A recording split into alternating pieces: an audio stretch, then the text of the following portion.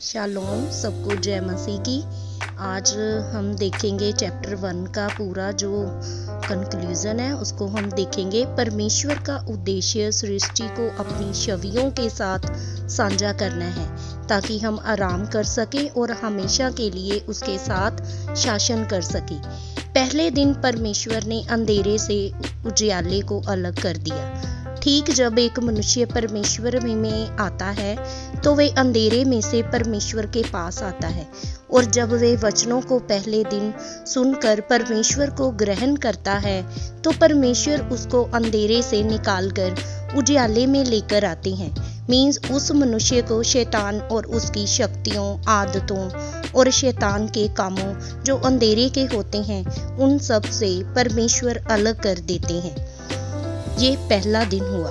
दूसरे दिन परमेश्वर ने जल के 2 भाग किए, ऊपर का जल में स्वर्गीय जल और नीचे का जल। परमेश्वर ने मनुष्य के बीच जो दूसरा कार्य करते हैं वे उसकी कमियों को दूर करते हैं जो एक मनुष्य को हमेशा नीचे की ओर खींचती हैं। जैसे परमेश्वर ने अब्राहम को भी कहा, अब्राहम तू मेरी उपस्थिति में सिद्ध होता जा। मीन्स कमियों को दूर कर और स्पिरिचुअली सिद्ध हो। जब एक मनुष्य अपनी कमियों को छोड़कर प्रभु की ओर बढ़ता है तो परमेश्वर की ग्रेस उस मनुष्य को ऊपर उठाती है।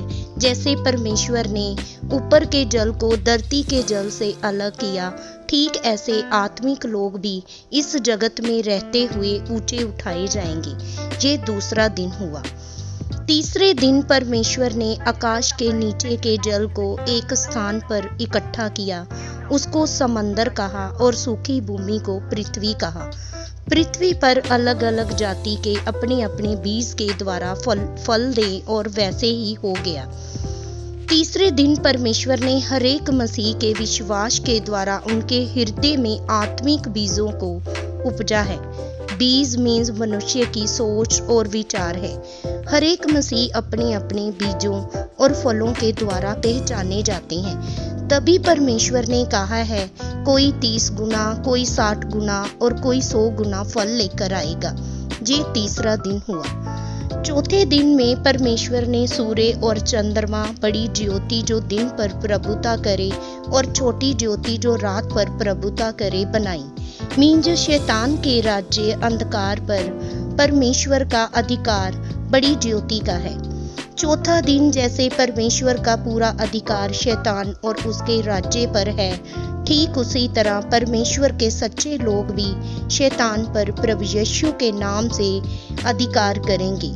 परमेश्वर यीशु ने पापी को शैतान के जाल से छुड़ाकर मसीही जीवन में लेकर आए हैं। ये चौथा दिन हुआ।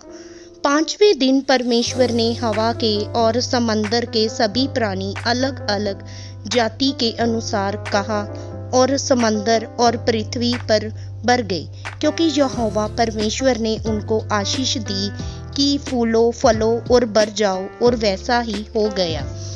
पांचवें दिन परमेश्वर यह पूरी सृष्टि की रचना अपने पुत्र यीशु मसीह और अपनी दुल्हन के रहने के योग्य के लिए कर रहे थे। परमेश्वर ने स्वर्ग और धरती की रचना मनुष्य के लिए की। जैसे आत्मिक बीजों को परमेश्वर ने विश्वासियों के ऊपर मन में उत्पन्न किया था, वैसे ही वही सच्चे मसीह आत्मिक फलों के और परमेश्वर के राज्य के अधिकारी भी होंगे। ये 5वां दिन हुआ। 6वें दिन परमेश्वर ने जानवर सूखी भूमि के लिए बनाया और ट्रिनिटी के द्वारा मनुष्य को बनाया, और मनुष्य को पूरी पृथ्वी के ऊपर अधिकार दिया।